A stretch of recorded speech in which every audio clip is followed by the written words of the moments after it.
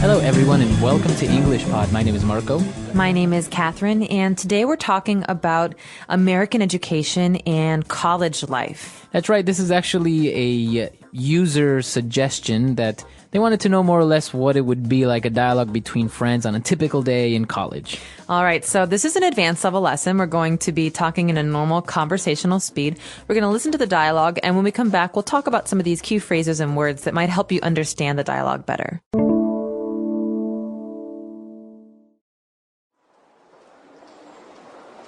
Hey, Jordan, is that you? Long time no see. Oh, hey, no kidding. I haven't seen you since orientation 3 months ago. So, how you been? Settling into college life okay? Yeah, I think so. I pledged Phi Iota Alpha, so I'm living at the frat house now. Oh, so you're a frat boy now, huh? Yeah, I know. It's totally cliche, but really, I think it's been a good decision. Got a lot of support and good suggestions from the guys. What about you? What have you been up to? Not much.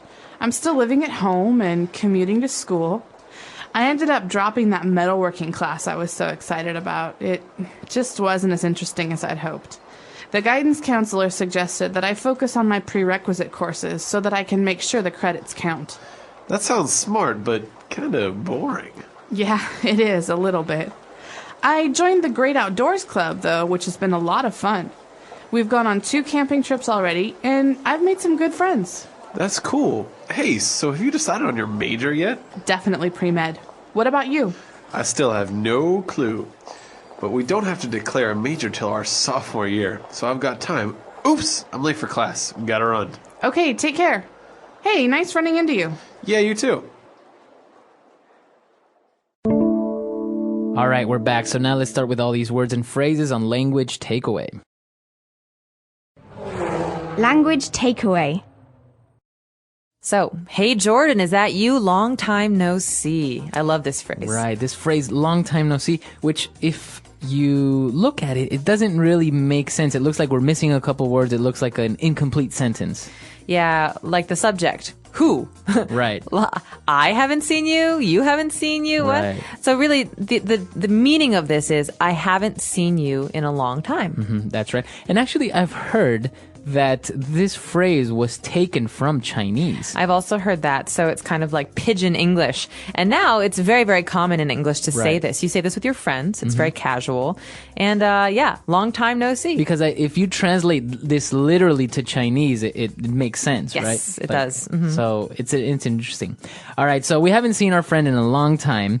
And he's like, yeah, no kidding. You know what? I think it's been since orientation. So what is this orientation that he's talking about? Now, this is an important part of the average American college experience.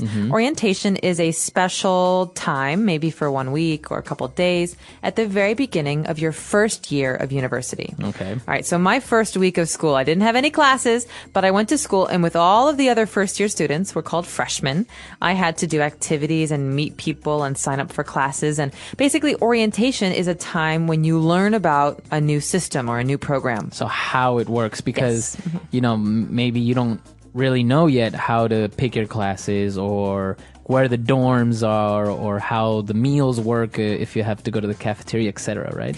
Exactly. And it comes from the verb to orient. So I orient myself by facing the right direction. So orientation is really about teaching you how to start in a new system. Okay, very good. So, that was 3 months ago, and a lot has happened. Our speaker says that he pledged Phi Iota Alpha. What is this to pledge? And this is Greek as well. Yeah. Phi Iota Alpha is Greek, and this means that we're talking about a fraternity. So fraternity is a group of boys, a sorority is a group of girls, and these are communities, so social societies, that you have to apply to be a member of. But we don't say apply. Right, you pledge. You pledge. So it's like I pledge allegiance. You say, I want to be in your group. I want to be in your fraternity. And so you will have to do special things to become a member. So the verb to pledge would be to basically to promise something honorably or faithfully, right? Exactly. And that's the nice way of putting it. But generally, when you talk about sororities and fraternities, these upperclassmen, so third, fourth year students, they make the students who are pledging do very weird things. So as you said, this is for these two guys, this is for a fraternity. But if it's this type of club for girls, it's called a sorority. Okay, so it's different. So I'm pledging this sorority. That means I'm trying to become a member of this sorority. So I think it's worthwhile mentioning many of you have probably seen it in movies, these fraternities or sororities, and they all have names based on the Greek alphabet. Right. So the letters Phi Iota Alpha or Kappa Kappa Gamma, these are the letters that are basically represent the name of the fraternity. And what's interesting is that maybe I am in Kappa Kappa Gamma at my school. There's another school with another Kappa Kappa Gamma. We're all related. It's the same social community. So they sometimes do events together, things like that. So actually these fraternities or sororities, it's not independent to a school. It's actually like a wide network of people that belong to this club. Exactly. It's a national network usually. So it's kind of like being in the Boy Scouts. Yeah, similar, except the activities are much different. That's right. So these people, they may live at the frat house, like in this dialogue, he's living at the frat house. Now remember here, fraternity, that becomes frat if we're talking colloquially. So the frat house is the fraternity house. It's where those boys live, but only the Phi Iota Alpha boys. Right. So no one, if I have a friend and he's not Phi Iota Alpha, then he can't live there. Exactly. And we have a similar thing for girls. That's the sorority house. Okay, very good. So a frat house is the fraternity house, basically like their club house. Where they live, though, yeah. Right. And so sometimes guys that belong to fraternities, they're referred to as frat boys. Hey, frat boy. Yeah, so fraternity boy. This is not always the nicest thing to say. It's got a negative meaning because a lot of the activities that frat boys do stereotypically involve lots of drinking and maybe being loud. So frat boy is someone who's in a fraternity, and it's usually a critical way of talking about those guys. So this whole fraternity, sorority thing, as he said, is a little bit cliche, right? Yeah, this is a great word. I use this a lot, actually. So something that's cliche would be almost what's expected, right? But in a bad way, right? Right. And so you joining a fraternity is a little bit cliche because it's kind of like it's what everyone does in the movies and on TV. Right, like, oh, I'm going to college. I'm going to join a fraternity. It's almost like boring. It's so normal. Right. But you could also say that like that movie, at the end of the movie, the man and the woman, they fought, but then they got back together. It's so cliche. Right. So it's something that's overused, expected. Yeah. Very typical. Uninteresting. Yeah. Uninteresting. Okay. So we have a cliche. We're saying that a fraternity is cliche. Now, the other guy, on the other hand, is living off campus. He lives at home, but he said he commutes to school every day. So he says, I'm commuting to school. This is interesting. Now, in America, there's usually two options. One is to live on campus. That means to live at your university in a dormitory or an apartment. But many people commute. And this means they drive to school every day and then they drive home at night. They don't live on the campus. So you can also commute to work every day, right? This is what people do. You don't live at the office. Exactly. I hope not. No, this is a common thing. People will drive to work and you might ask them, how long is your commute? So you say, 1 hour. That means I drive 1 hour to work. So if I take the bus or the train, the subway, is that also commuting? It is. It doesn't matter how you do it. It just means you don't live where you work or where you study, so you have to travel there by some means of transportation. Okay. So, now going back to the academic aspect of this dialogue, he said that he ended up dropping a class. Okay, so to drop means to stop attending a class. Maybe you don't have enough time, maybe you don't like it, but to drop a class means you will no longer study, you will not take the tests, you will not get a grade. It's the opposite of to sign up for a class or to register for a class. So the difference between dropping a class and failing a class is that basically you're making the decision to not go there anymore. Exactly. And usually there's a time you can do this. So for the first 2 weeks, you can attend classes. And if you don't have enough time or you don't like a class, you can drop the class. But if you stay in the class, you just don't come or you do very poorly on your tests, that's called failing. So there are some classes, because I don't know, can you drop any class or do you have to take them at some point? That's a good question. That's our next phrase. That's a prerequisite course, right? So usually the university in America will tell you, you have to study math. You have to study 1 semester of science. You have to study English, for 1 semester. So these are called prerequisites. It's when the university tells you you have to study something. Right. And I think you also have some courses that you can't take until you've passed some other course, right? So like, for example, you can't take economy unless you've passed, I don't know, calculus. Exactly. That's another prerequisite. So we'd say the prerequisite for economics is calculus 1. Or the prerequisite for Spanish 200 is Spanish 100. Right. It means you have to take something before you take something else. Right. So there's 2 meanings of the word, but they're both related to requirements, what you have to do. Okay, you need a requirement. Now, moving on and talking about the major, he said if you decided on a major, and he said, pre-med.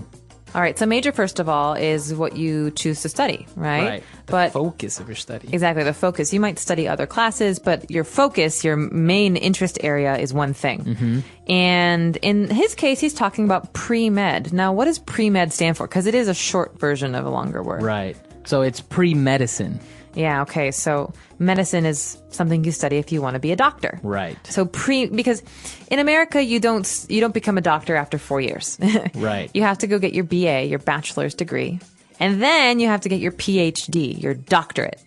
So people who want to go to graduate school first have to study many required courses. That's the pre-med focus. Okay, so that's what he's talking about. He's definitely going to focus on pre-med. He wants to be a doctor. He's not going to be a doctor soon, but he wants to start studying to be a doctor. So he will become a pre-med major. And what about for lawyers? I know that there are also something that you focus on before. There is, yeah. That's called pre-law. Same idea. Pre means before. So obviously a lawyer needs to study for a long time as well. And with your undergrad degree, so your first 4 years, you would study pre-law.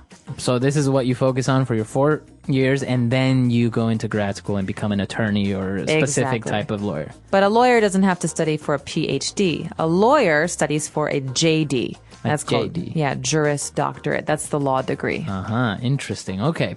So, he's going into pre-med, but the other guy, he's like, I don't have a clue yet. And he doesn't have to declare a major until the sophomore year. Okay, a couple things going on here. First of all, there are different names for each year. Right. So freshman, sophomore, junior, senior. 1, 2, 3, 4. So sophomore year is the second year. So if you say I'm a sophomore student at XY University, that means you're in your second year. Exactly. And he says that he doesn't have to declare a major until his second year, till his sophomore year. And this phrase, to declare a major, is very important. It means that you will tell the university what your focus will be. Right. And you have to do this. You can't just go to school and then graduate. You have to say, I will focus on this, because every major has what we just talked about, prerequisites. Right. So, but in this first year, you don't have to tell the university yet what you want to study. Maybe you take a variety of courses and then you tell them, okay, now I'm going to focus on this, right? Exactly. That's what I did. And that's very common for liberal arts schools. Maybe if you're in a specific trade school or you're in a certain track, you would have a different situation. But for me, liberal arts, I studied history, I studied philosophy, I studied language and literature. And then my sophomore year, my second year, I decided, I will study philosophy. And so that's, you're going to focus on that. Yes, one thing. So it's interesting because in many other countries, the education system requires you to declare your major before you start studying, right? You say, well, I'm going to study business, and then your 4 years are around that. Whereas in some places in the United States, or for some majors, you don't have to do that. That's true. And I've also heard in England, for example, you have one area of study, one major, and that's all you study.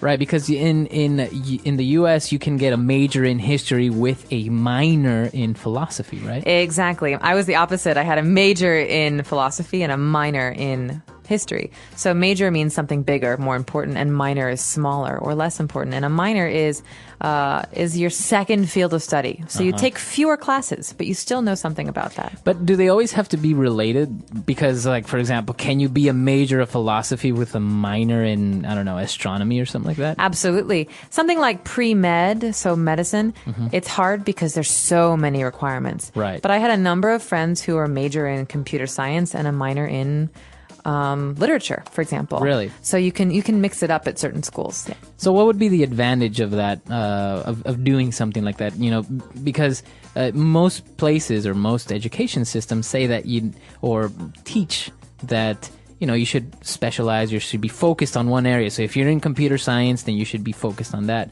So why would somebody specialize in computer science in their major, but then take a minor in like literature or something? Well, let's use that example. I think one of the benefits for the liberal arts degree, and this is something they talk about a lot in education, is that you have a broad area of knowledge. So yes, you know a lot about computer science. You have to graduate. Right. But maybe in your future you will write articles about computer science, or you want a blog, or you want a job that has a public relations aspect. You need to know how to write. Right. And you're not going to learn how to write in all of your computer science classes, but you will by reading a lot and writing a lot in your literature classes. Right. So some people like to say that it's very good to mix up business and languages or computer science and literature because it's a way to be well-rounded. That's right. That's actually interesting because in most places, specifically in the exact sciences fields, they focus more on that, like engineers. It's all about engineering, math, and all this. But the human aspect, like you said, or the liberal arts aspect, like literature or history, they don't get much of that. So when you actually have to become a manager or write or manage people, you don't really have the skills to do that because you never really took a class. That's right. And it can be very hard to learn how to write well and to speak well all of a sudden, you know? Right. And I think that's where people struggle also when they're applying for jobs. So I don't know. I believe in being a well-rounded individual. Obviously, there's some benefits to being very, very knowledgeable about one thing. So I guess we could ask you guys, our users, do you believe that it's better to be knowledgeable about one thing or maybe more well-rounded and to be an expert in many different things? That's right. Yeah, you should let us know. Let's jump into our dialogue one last time. Let's take a look at what everyone was saying, and we'll be back in a bit.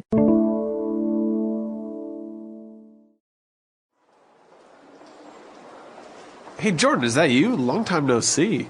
Oh, hey, no kidding. I haven't seen you since orientation 3 months ago. So, how you been? Settling into college life okay? Yeah, I think so. I pledged Phi Iota Alpha, so I'm living at the frat house now. Oh, so you're a frat boy now, huh? Yeah, I know. It's totally cliche, but really, I think it's been a good decision. Got a lot of support and good suggestions from the guys.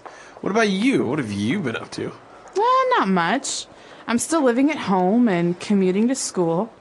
I ended up dropping that metalworking class I was so excited about. It just wasn't as interesting as I'd hoped. The guidance counselor suggested that I focus on my prerequisite courses so that I can make sure the credits count. That sounds smart, but kind of boring. Yeah, it is, a little bit.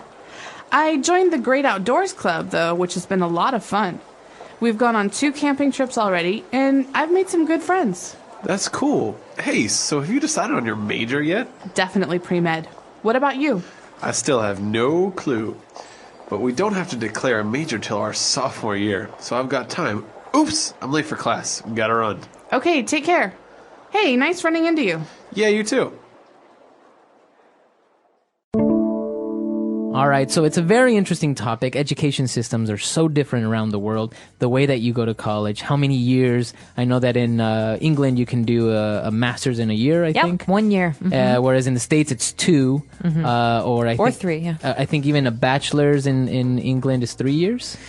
I believe so, yeah. But they also have an extra year of high school. An extra year of high Fifth school. year, yeah. Oh, okay, so every system is a bit different. In America, generally, it's either 2 or 4 years for your college degree. And then, it's graduate school for 2, 3, or 4 years. Now, one of the interesting things and that I found is kind of unique to the Latin American education system is that people can actually go to college for 5 years for majors like in business. And what they do is they call it a commercial engineer. So it's a engineering, it's like an engineering major, but it's not really engineering because it's business. So it's interesting because you go to school for 5 years to be a business major. Interesting. Well, we have something called a joint program, JOINT, joint meaning coming together. And you could do that. You could be, for example, a chemistry major, but also a business major, and then maybe go into oil refinery or, some kind of very specialized business where you do need to know something about chemistry. And that's called a joint degree. Oh, that's really smart as well. Yeah, I think so. Well, it's interesting. Let us know what you studied. Maybe you went to school for 2 years. I think you can get a technical degree. Is it in 2 years? Yeah, associate's degree or a technical degree for 2 years. And then you can get a bachelor's, a master's, a PhD. Let us know what your education background is like and how it works in your country. Our website is englishpod.com. We hope to see you there. All right, guys. Bye. Bye.